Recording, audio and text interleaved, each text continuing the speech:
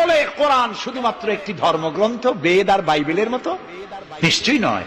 কোরআন একটি পূর্ণাঙ্গ জীবন বিধান, যা মানুষের জীবনের কথা বলে। এ মাসটার নাম কি? আরবি মাসের নাম কি? মুহররম। এটি সেই মাস যে মাসে খেলাফতকে প্রতিষ্ঠার জন্য রাসূলের কলিজার টুকরা নয়নের পুতুল ইমাম হোসেন কারবালার ময়দানে শাহাদাত বরণ করেছিলেন, রাজতন্ত্রের বিরোধিতা করেছিলেন। হযরত ইমাম হোসেন তিনি দেখতে পেলেন 680 খ্রিস্টাব্দে সিরিয়ার দামেস্কে এজিদ ক্ষমতা দখল করলো অগণতান্ত্রিক পদ্ধতিতে, এবং সরকারি মালের কোনো হিসাব নাই, অডিট নাই, স্বৈরাচারী কায়দায় তিনি ক্ষমতা দখল করে মদিনার আহলে বায়াত যারা মদিনার নেতৃবৃন্দকে তার আনুগত্য করার জন্য বাধ্য করল। ইমাম হোসেন যে মায়ের পেটে এসেছেন, যে পিতার পেটে জন্মে এসেছেন, যে নানার কোলে বড় হয়েছেন, তিনি কি এই দৃশ্য চোখে দেখতে পারেন? তিনি বললেন আমি কুফায় যাব। কুফার লোকেরা দাওয়াত দিল, তিনি কুফায় রওনা করবেন। মদিনার লোকেরা হাতে পায়ে ধরলো, কুফায় আপনি যাবেন না। তিনি বললেন আমি কোন ক্রমে এজিদের বশ্যতা স্বীকার করব না, আমি এর বিরোধিতা করবই। মাত্র 72 জন লোক নিয়ে তিনি কুফার দিকে অগ্রসর হলেন। এই 72 জনের মধ্যে 40 জন পুরুষ আর 32 জন নারী আর শিশু। তিনি যখন কারবালা প্রান্তরে পৌঁছে গেছেন, ইবনে জিয়াদ কুফার গভর্নর, তিনি বাধা দিলেন, বললেন আমার দরবারে হোসেনকে হাজির করো। ইমাম হোসেন বললেন যে ব্যক্তি আল্লাহর আখিরাতকে অস্বীকার করেছে, রাসূলকে অস্বীকার করেছে, আমি তার সামনে জীবন থাকতে যাব না। রাতারাতি ইয়াজিদ 6000 সৈন্য পাঠিয়ে দিল। ইমাম হোসেনের সাথে লোক কত? মাত্র 72। 6000 লোক কি যুদ্ধ করা লাগে 72-এর সাথে? শুধু যদি মার্চ করে পায়ের তলায় পিষে 72 জন শেষ হয়ে যাবে। হযরত ইমাম হোসেন রাতের বেলায় সঙ্গীদের বললেন, ও আমার সাথীরা, ইয়াজিদ আমার শির চায়, আমাকে চায়, আমার সঙ্গে থেকে তোমরা তোমাদের জীবনকে বিপন্ন করো না, তোমরা সবাই ফিরে চলে যাও মদিনায়।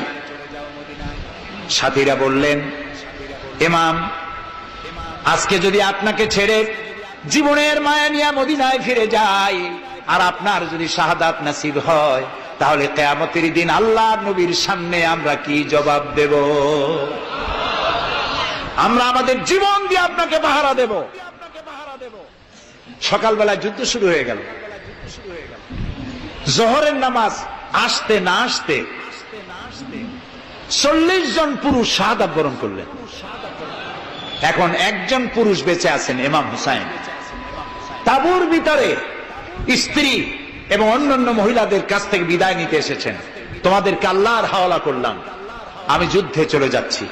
আমার চোখের সামনে আমার নানাজির দান্দান মোবারক শহীদ হওয়া ইসলাম, সাহাবীদের রক্ত দেওয়া, জীবন দেওয়া ইসলাম, খেলাফত মিটে যাবে পৃথিবী থেকে, রাজতন্ত্র প্রতিষ্ঠা হবে, আমার জীবন থাকতে আমি তা হতে দেব না।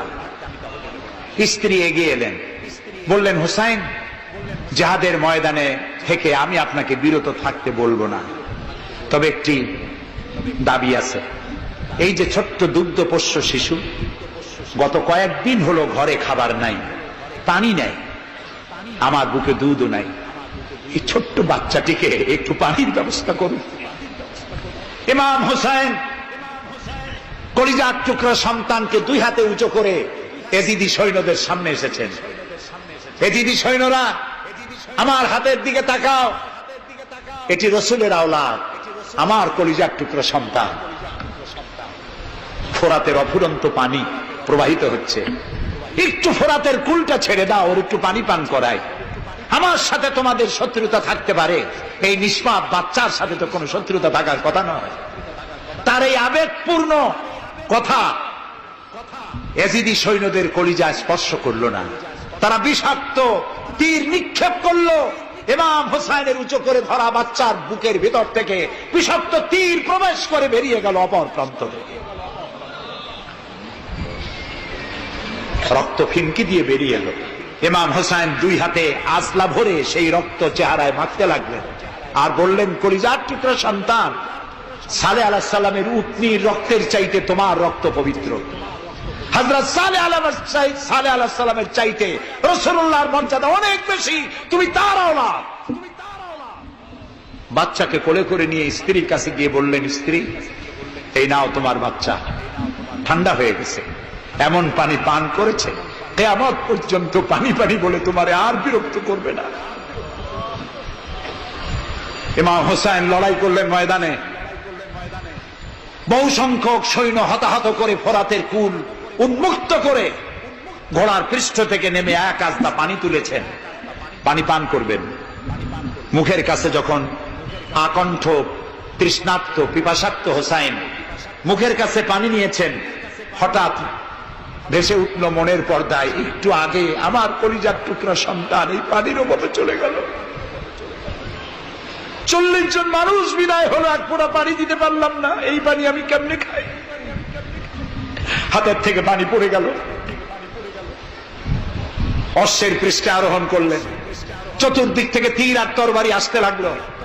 ইমাম হোসেন বললেন, থামো, একটু থামো, তোমরা কাকে তীর বিদ্ধ করছো? আমি কি তোমাদের রসুল মুহাম্মদ সাল্লাল্লাহু আলাইহি ওয়াসাল্লামের নাতি নই? আমি কি তোমাদের রসুলের কলিজার টুকরা মা ফাতেমার নয়নের মণি নই? কেমন করে আমার গায়ে তোমরা তীর মারো? উম্মে সালমা, আমাদের মা উম্মে সালমা রাদিয়াল্লাহু তাআলা আনহা, সকাল বেলায় 11ই মুহররম সকাল বেলায় তিনি ঘরে বসে কাঁদতেছেন। কয়েকজন প্রতিবেশী মহিলা এসে বলছেন, মা আপনি কাঁদেন কেন?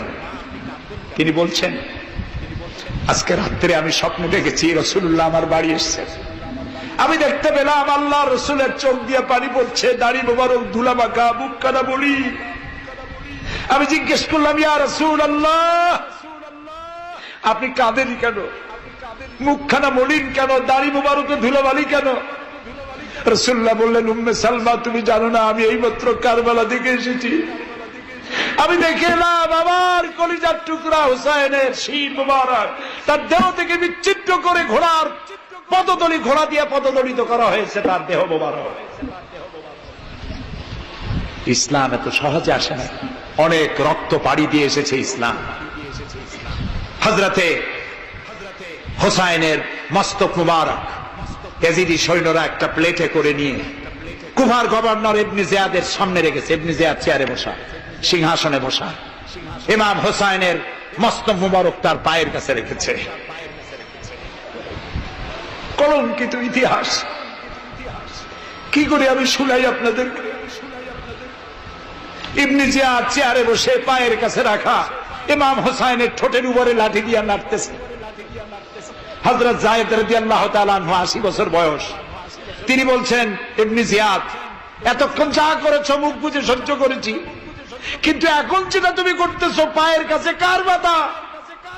তুমি যে ঠোঁটের উপরে লাঠি দিয়ে নাড়তেছো, আমি যায়েদ আমি দেখেছি রাসূলুল্লাহ 1000 বার এই মুখের উপরে চুমা খেয়েছে। তোমার বেয়াদবি বন্ধ করো। প্রিয় ভাই সব, রাজতন্ত্র নয়, পরামর্শ ভিত্তিক সমাজ ব্যবস্থা প্রতিষ্ঠার জন্য আল্লাহ তাআলা ইসলাম দিয়েছেন, দ্বীন দিয়েছেন।